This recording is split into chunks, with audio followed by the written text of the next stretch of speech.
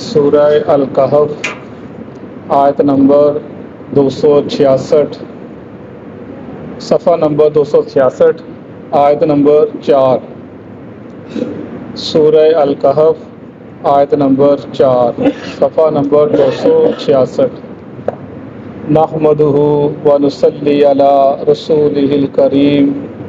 اما بعد فاعوذ باللہ من الشیطان الرجیم، بسم اللہ الرحمن الرحیم۔ وَيُنذِرَ، اور ڈرائیے، الذین، ان لوگوں کو، قالوا، جنہوں نے کہا، اتخذ اللہ، بنا لیا اللہ تعالیٰ نے، ولدا، بیٹا، ما لہم، نہیں ہے ان کے لیے، بہی، ساتھ اس کے، من علم، کوئی علم، ولا لآبائہم، اور نہ ان کے باپ دادا کے پاس، کبرت، بڑی ہے، کلمتاً، بات، تخرج، وہ نکالتے ہیں، من افواہہم، اپنے منہوں سے، ان یقولون، نہیں وہ کہتے، الا، مگر، کذبا، جھوٹ، فلعلک، شاید کہ آپ، باخع، ہلاک کر لیں، نفسہ کا، اپنے آپ کو، علی آثارہم، ان کے پیچھے، ان لم یؤمنوا، یہ کہ نہیں وہ ایمان لائے، بہذا الحدیث، اس قرآن پر، قرآن کو بھی حدیث بولا گیا، بہذا الحدیث، اس قرآن پر، اسفا، غم کے مارے میں، انا جعلنا، بے شک ہم نے بنایا ہے، ما علی الارض، جو زمین پر ہے، زینہ، زینت، لہا، اس کے لیے، نبلوہم، تاکہ ہم آزمائیں ان کو، ایہم، کون ان میں سے،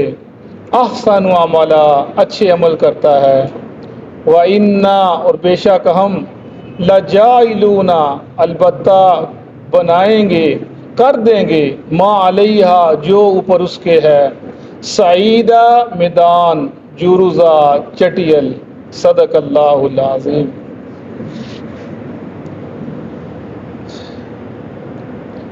سورہ کہف کے بارے میں کل ہم نے پڑھا کہ یہ سورہ اللہ کا ایک نور ہے، جس گھر میں پڑھی جاتی ہے اور جس جمعہ میں پڑھی جاتی ہے، اس جمعہ سے لے کر دوسرے جمعہ تک اللہ کی طرف سے ایک ایسا نور اترتا ہے جو اس کو روشنی مہیا کرتا ہے۔ وہ روشنی اس کے میں کیا ہوتی ہے؟ روشنی کیا ہے؟ سکینت ہے، اطمینان ہے، سکون ہے، جو اس کو اس سورہ پڑھنے سے حاصل ہوتا ہے۔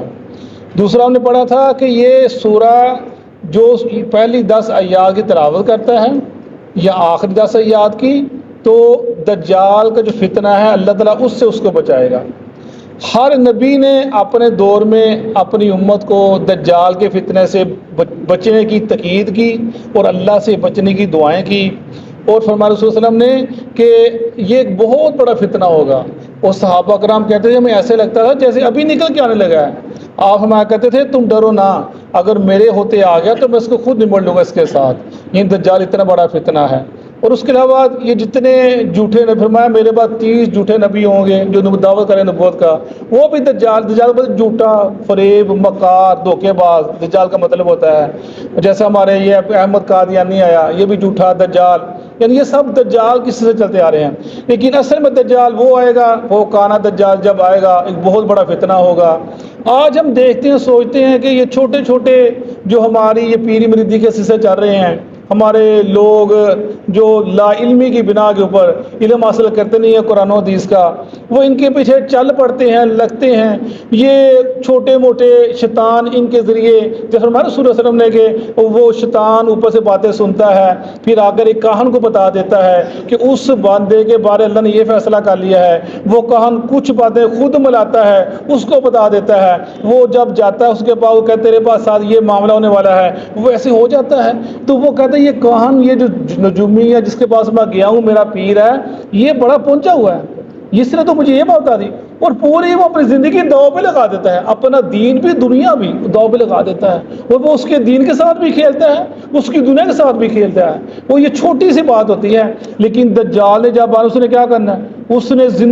مردوں کو زندہ کر دینا ہے، اس نے لہلہاتی کھیتیوں کو برباد کر دینا ہے، اور بنجر زمینوں کو اس نے آباد کر دینا ہے۔ اللہ نے اس کو اتنی زیادہ طاقت دو، پھر لوگوں کا کیا بنے گا؟ یہ جو جتنے کم علم اور یہ جو عام لوگ ہیں، عام فہم لوگ ہیں، ان کا کیا بنے گا؟ وہ تو بہک جائیں گے۔ پر میں اس کی جنت بھی ساتھ ہوگی، دوزخ بھی ساتھ ہوگی، جنت اس کی اصل میں جہنم ہوگی، اس کی جہنم اصل میں جنت ہوگی۔ یعنی وہ اتنا بڑا فتنہ ہوگا کہ جس کو اللہ بچائے وہی بچے گا، ورنہ یہ جیسے آج کا ماحول چل رہا ہے، اگر وہ اس خدا نہ خواستہ اگر اس وقت وہ آ جائے، میرا نہیں خیال جیسے یہ لوگ جتنی جلدی سے ان لوگوں کے پیچھے بھاگتے لوگوں پہ، یہ تو سب اپنے ایمان بیچ دیں، اپنے ایمان کو خراب کر لیں، اتنا بڑا فتنہ۔ اس کو پڑھو گے اللہ بچائے گا تم کو۔ وَيُنذِرَ الَّذِينَ قَالُوا اتَّخَذَ اللَّهُ وَلَدًا، اور ڈرائیے ان لوگوں کو جو کہتے ہیں اللہ نے اپنا بیٹا بنا لیا۔ یعنی ایسی بات کرتے ہیں، کتنی بری بات ہے، کتنی بڑی بات ہے یہ جو کہتے ہیں اللہ نے بیٹا بنا لیا۔ اصل میں انہوں نے یہ عزیر علیہ السلام کو یہودیوں نے اللہ کے بیٹا کہا کہ عزیر علیہ السلام اللہ کے بیٹے ہیں، اور عیسائیوں نے کہا کہ مسیح اللہ کا بیٹا ہے، اور پھر انہوں نے اس سے ذرا آگے بڑھ گئے، مسیح اللہ کا بیٹا ہے، پھر وہ کہ جی مسیح نے کفارہ ادا کر دیا، جو مسیح کو مانے گا اس کے اللہ سب گناہ معاف کر دے گا۔ پھر انہوں نے مسیحیوں نے عیسائیوں نے اپنے جو دین ہے شریعت اس کو ساخت کر دیا۔ پھر انہوں نے کیا کیا، انہوں نے جو اختیارات تھے وہ پوپ کو دے دیے۔ اب پوپ جس کو حرام کر دے وہ حرام ہے، جس کو حلال کر دے وہ حلال ہے۔ یہ ایسا ایک نظام چلا کہ جب یہ باب تک چلا تو پھر جو نئی تہذیب مسلمانوں نے جب فنون اور علم کو عام کیا تو ہسپانیہ سے اور ترکی سے دوسرے ملکوں سے لوگ آئے علم سیکھنے کے لیے، انہوں نے علم سیکھا، اور جب واپس یورپ میں گئے جا کر جب اس کا موازنہ کیا تو وہ لوگ ذہنی طور پر جو بچے نوجوان تھے وہ اپسٹ ہو گئے کہ یہ علم کیا کہتا ہے، یہ کیا کہتے ہیں، پوپ کیا کہتا ہے، ہر کسی کو حلال کر دیا، کسی کو حرام کر دیا۔ پھر کیا ہوا، وہ نوجوان نسل نے اس نے آخرت کا انکار کر دیا، اللہ کا انکار کر دیا، مذہب سے بیزار ہو گئے وہ لوگ نوجوان نسل۔ پھر ایسے ایک پورا نظام خراب ہو کر رہ گیا، لوگ دین سے بھی دور ہو گئے، اللہ سے بھی دور، آخرت سے دور ہو گئے۔ اور یہ مسیحیت نے، یہ مسیحیوں نے، یہ جو عیسائیوں نے کام کیا، اس نے بہت دور تک اپنے نوجوان نسل کو بڑی دور تک لے کر چلے گئے۔ وہ بری بات ہے جو ان کو ڈرائیے، وہ فرمایا ڈراؤ ان لوگوں کو جو کہتے ہیں اللہ کا بیٹا ہے۔ ما لہم بہ من علم ولا لآبائہم، یہ جو بات کرتے ہیں نا، نہ اس کا علم ان کے پاس ہے نہ ان کے باپ دادا کے پاس ہے۔ یہ دیکھیں جہاں بھی جہالت کی بات آتی ہے نا قرآن کے اندر، جہاں بھی اللہ تعالیٰ کہتا ہے ان کے باپ کو نہیں پتا تھا۔ یعنی یہ ایسی رسم چلتی، آج بھی ہے نا یار، ہمارے باپ دادا جھوٹے تھے، وہ بیوقوف تھے، وہ پاگل تھے، کسی روکا یار یہ کام مت کرو، یا قبر پرستی مت کرو، یار یہ کل ساتے چلیس میں نہ کرو، یار یہ صحیح نہیں ہے۔ اسلام نے وہ کہتے ہمارے بڑے جو پاگل تھے وہ کرتے چلے، تو کلے ہی سیاح بن گیا، تجھے تجھے اکیلے عقل آ گئی ہے، تو بہت پڑھ لکھ گیا ہے، ہم کو روکنے لگ پڑا ہے۔ یعنی آپ ہمارے نہ ان کو عقل ہے نہ ان کے باوجود کو عقل ہے جو وہ بات کرتے تھے۔ کبرت کلمۃ تخرج من افواہہم، یہ جو بات انہوں نے منہ سے نکالی بہت بڑی بات ہے، بہت بڑی بات ہے۔ سورہ مریم کے اندر اللہ پورا ایک تقریباً رکوع بن جاتا ہے، وقالوا اتخذ الرحمن ولدا، یعنی انہوں نے ایسی بات کر دی اللہ نے بیٹا بنا لیا۔ وہ یہ اتنی بڑی بات ہے، زمین پھٹ جائے، آسمان گر جائے اور پہاڑ ان کے اوپر گر جائے، ریزہ ریزہ ہو جائے، جنہوں نے کہہ دیا کہ اللہ تعالیٰ نے بیٹا بنا لیا۔ لقد کفر الذین قالوا ان اللہ ثالث ثلاثہ، کافر ہو گئے وہ لوگ جنہوں نے کہا اللہ تین میں سے ایک خدا ہے۔ یعنی اتنی بری بات، اتنی بڑی بات کہہ دی۔ ان یقولون الا کذبا، نہیں وہ کہتے مگر جھوٹ ہے، جو کہتے ہیں جھوٹ ہے۔ اللہ کو محتاج، اللہ محتاج ہے ہی نہیں بیٹوں کا، محتاج تو بندہ جو اس کو انسان محتاج ہے، آج اس کے جوانی ہے، بڑھاپا کا لانا ہے، بیٹوں کا محتاج ہے، خاندان کا محتاج ہے۔ اللہ تو ان چیزوں سے پاک ہے، وہ ان بے نیاز چیزوں سے، اسے کیا ضرورت؟ قل هو اللہ احد اللہ الصمد، پڑھو، پڑھتے جاؤ، اللہ کی اس میں اندر حمد ہے۔ فلا اللہ کا باخ نفسا کا علی آثارہم ان لم یؤمنوا بہذا الحدیث اسفا، شاید کہ آپ ہلاک کر لیں اپنے آپ کو ان کے پیچھے اب اللہ کے نبی اتنے پریشان ہوتے تھے کہ اللہ میں اتنی اچھی باتیں، قرآن کی بات، اللہ کی بات، میری زندگی ان کے آگے نمونہ، معجزات اللہ تعالیٰ کی طرف سے نازل ہوتے ہیں، یہ پھر بات قرآن کو نہیں مانتے، حدیث کو میری باتیں سنتے اور پریشان ہو جاتے۔ اللہ تسلی دے رہے ہیں محمد صلی اللہ علیہ وسلم، آپ تو ایسے لگتا ہے اپنے آپ کو ہلاک ہی کر لیں گے ان کے پیچھے لا کر۔ فرمایا رسول اللہ صلی اللہ علیہ وسلم نے کہ میری مثال اس شخص کی مثال کی طرح ہے جو ایک آگ کو جلاتا ہے، اور آگ کو جلانے کے بعد پروانے اس میں گرنے لگتے ہیں، وہ ان کو پکڑتا ہے لیکن وہ گرتے چلے جاتے ہیں۔ پھر میری مثال ایسے ہی ہے، میں تم کو کمر سے پکڑ کر پیچھے کھینچ تم باغ جہنم میں جاتے ہو، جہنم میں جاتے ہو، میری مثال ایسی ہے۔ پھر میں فلا اللہ کا باقی نفسہ آثارہم، قریب ہے کہ آپ اپنے آپ کو ہلاک ہی کر لیں، ان کے پیچھے لا کر یہ مسلمان نہیں ہو رہے۔ ان لم یؤمنوا بہذا الحدیث یا صفا، یہ کہ نہیں وہ ایمان لاتے بہذا اس حدیث کے ساتھ، یعنی قرآن کو حدیث بولا گیا، حدیث ہے، قرآن بھی حدیث ہے، یہ دونوں اللہ کی طرف سے ہیں۔ جو قرآن پاک ہے اللہ کی طرف سے، اور جو رسول صلی اللہ علیہ وسلم کا فرمان ہے وہ بھی اللہ کی طرف سے۔ اور وہ جو فرمان اللہ کا، یہ قرآن تو محفوظ ہو گیا، لیکن اللہ کے نبی کی بات کو محدثین نے اس کے اوپر اتنی محنتیں کی کہ اس کو شک و شبہ سے بالاتر کر دیا، پاک کر دیا، صاف کر دیا۔ یہ حدیث صحیح ہے، یہ ضعیف ہے، اس کے اوپر انہوں نے لگا دیا، یہ بے بات سننے والے، یہ بات ماننے والی ہے، اس کا راوی کذاب ہے، اس کا راوی جھوٹا ہے، اس کا راوی یہ صحیح نہیں ہے، یہ استادوں کی ملاقات نہیں، انہیں سندیں بیان کر دی، محنتیں کی، اسماء الرجال کتاب لکھ دی، کتنے 5 لاکھ آدمیوں کا ڈیٹا اکٹھا کر دیا۔ اتنا بڑا علم مسلمانوں نے اختیار کیا، اتنا بڑا علم کسی مذہب کے پاس نہیں ہے اسماء الرجال کا، کہ اس وقت کے 5 لاکھ لوگوں کا اپنا کفیت بیان کر دی کہ لوگ کون تھے، کیسے تھے، ان کی زندگی کیسے گزری، یہ ملے کس سے، ان کا کھانا پینا کیسا تھا، حلال تھا حرام تھا، یہ آپس میں ملاقات ہوئی کہ نہیں، ان کا زمانہ ایک تھا کہ نہیں تھا۔ اتنی محدثین نے محنتیں کر دی، جیسے قرآن پاک ہے، صاف ہے، حق ہے، ایسے اللہ نبی کا فرمان پاک ہے، صاف ہے، حق ہے، جو حق علیحدہ ہو گیا، باتوں کو علیحدہ کر دے گا، ہر چیز میں محنت کر دی، کوئی بندہ شک شبہ میں نہیں پڑھ سکتا کہ مجھے نہیں پتا، نیچے لکھ دیا حدیث صحیح ہے، لکھ دیا غلط ہے، لکھ دیا ضعیف ہے، سر کو لکھ دیا، تم بہانہ نہیں بنا سکتے، اللہ کے حضور کوئی پیش نہیں کر سکتا۔